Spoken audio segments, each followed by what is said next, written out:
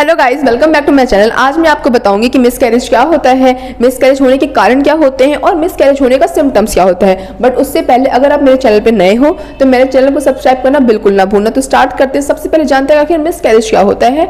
अगर मैं आपको बहुत ही सिंपल लैंग्वेज में बताऊँ तो मिसकैरेज मतलब कि प्रेगनेंसी का एबनॉर्मली लॉस हो जाना, और अगर हिंदी में कहें तो भ्रूण का नष्ट हो जाना क्या कहलाता है, मिसकैरेज कहलाता है।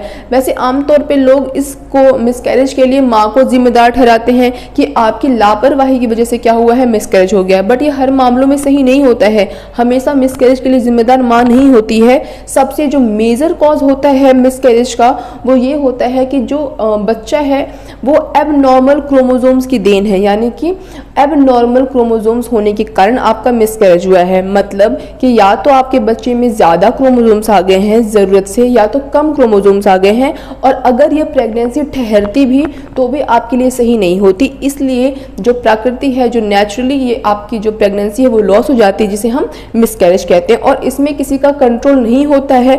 आप चाहे लाख उपाय कर लो, अगर एबनॉर्मल क्रोमोसोम्स की कंडीशंस है तो चाहे कुछ भी कर लिया जाए, अब मिसकैरेज हो ही जाता है। और अगर हम अदर कॉजेस के बारे में बात करें कि आखिर क्यों प्रेगनेंसी मिसकैरेज होता है, तो उसमें सबसे मेनली आता है कि अगर आपकी जो बच्चेदानी का शेप है सही नहीं है, आपकी बच्चेदानी में गांठ है, कोई इन्फेक्शन है, आपको किसी विटामिन की कमी है, आपके हार्मोनल डिसबैलेंस है, आपको पीसीओएस की समस्या है, कोई एसटीडी जैसे कि एचआईवी, गोनोरिया, सिफिलिस जैसी कुछ शिकायत है, अगर आपको हाई डायबिटीज़ है, हाइपरटेंशन बहुत ज़्यादा है, अगर आप अल्कोहल का कंजम्पशन बहुत ज़्यादा करते हो, बहुत ज़्यादा कैफीन का सेवन करते हो, तो उस कारण से भी क्या हो सकता है, मिसकैरेज हो सकता है। और इन सिम्टम्स को हम ट्रीट भी कर सकते हैं। और इसके अलावा अगर जो सर्विक्स होता है, अगर वो पहले ही उसका मुंह खुल जाता है, जिस कारण से भी मिसकैरेज हो जाता है, और इन सारे कॉजेज़ को हम ट्रीट कर सकते हैं। लेकिन जो मैंने आपको सबसे फर्स्ट कॉज बताया ना,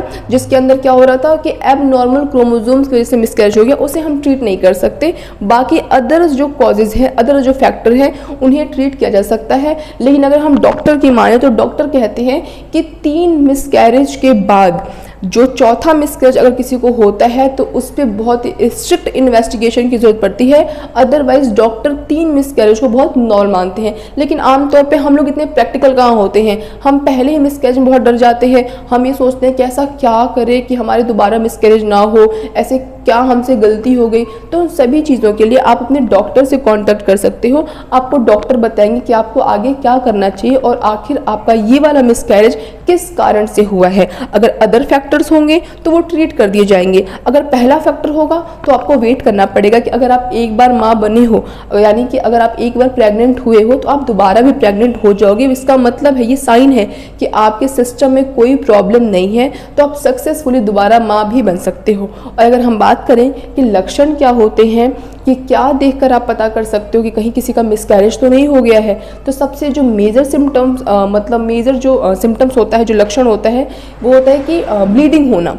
स्टार्टिंग के 3 महीने में ब्लीडिंग बहुत नॉर्मल होती है, बट अगर उसके बाद भी ब्लीडिंग हो रही है, 3 महीने के बाद भी, और ज़्यादा ब्लीडिंग हो रही है, तो इसका मतलब वो मिसकैरेज हो सकता है। और मिसकैरेज में नॉर्मल ज़्यादा ब्लीडिंग होती है एज़ कंपेरिजन टू पीरियड्स, ठीक है।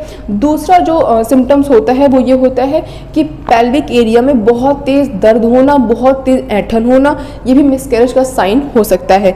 जो तीसरा कारण होता है, मतलब जो तीसरे लक्षण होते हैं मिसकैरेज के, वो ये होता है कि आपको जो सिम्टम्स आ रहे थे प्रेगनेंसी के, उनका कम हो जाना। बहुत सारे लोगों को सिम्टम्स आते नहीं है, बट जिन्हें आ रहे होते हैं, अगर उनके सिम्टम्स आना कम हो जाए तो ये भी अर्ली साइन हो सकता है मिसकैरेज का। इन सभी कंडीशन में आपको अपने डॉक्टर से तुरंत संपर्क करना चाहिए। तो आज के इस वीडियो के लिए बस इतना ही। मिलेंगे एक नए वीडियो में एक और इंटरेस्टिंग टॉपिक के साथ। तब तक अगर आपको मेरी वीडियो अच्छी लगी हो, इंटरेस्टिंग लगी हो, तो मेरी वीडियो को लाइक करना और मेरे चैनल को सब्सक्राइब करना बिल्कुल ना भूलें। That's all, bye guys.